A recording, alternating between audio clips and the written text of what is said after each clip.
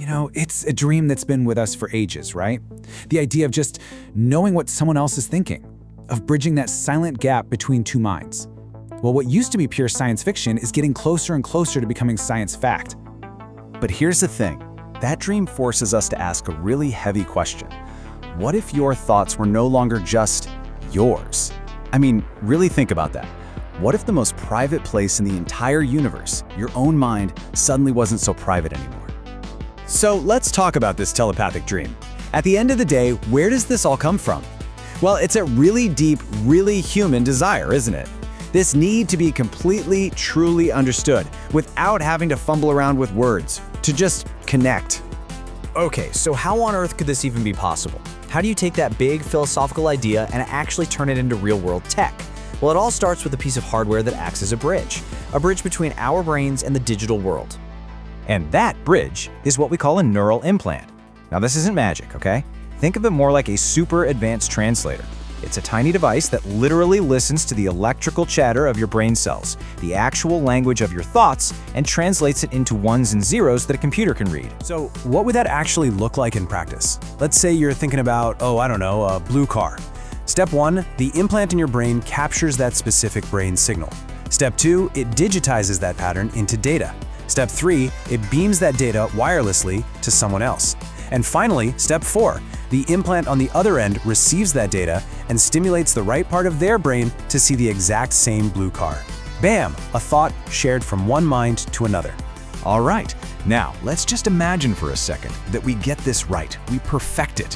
What kind of world does that create?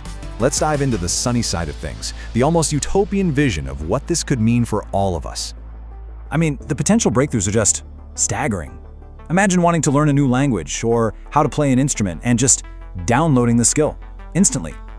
Or picture scientists all over the world literally putting their heads together, their minds linked to solve a huge problem. We're talking about a world with practically zero misunderstandings. A world where an artist could make you feel exactly what they're feeling. It's absolutely breathtaking to even think about. And it gets even bigger than that. This could be a massive leap forward for a collective intelligence as a species.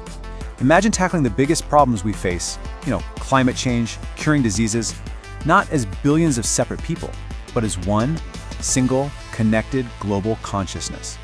The power of that is almost unimaginable. But okay, let's pump the brakes because there's always a flip side, right? There's always a cost. And with this technology, the cost could be everything. The very essence of what makes you, you.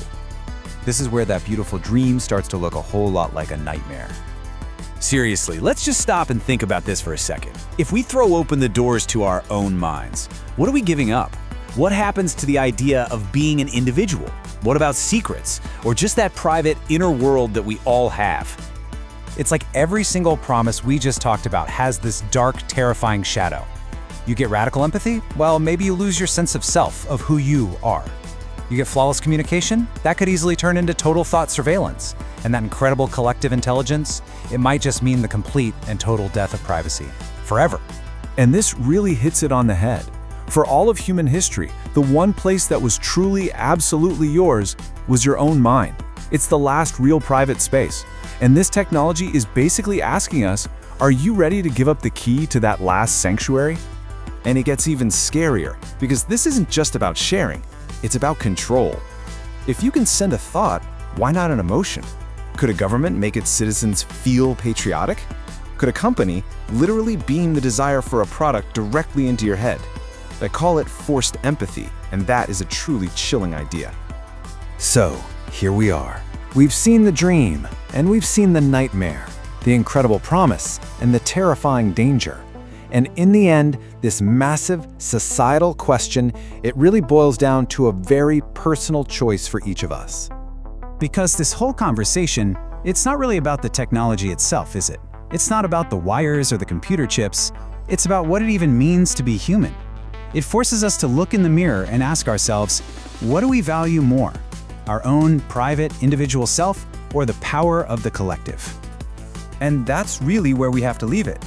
Because as this technology marches forward, getting closer every day, the most important question we're all going to have to face isn't a technical one, it's a moral one. It stops being about, can we do this, and starts being about, should we?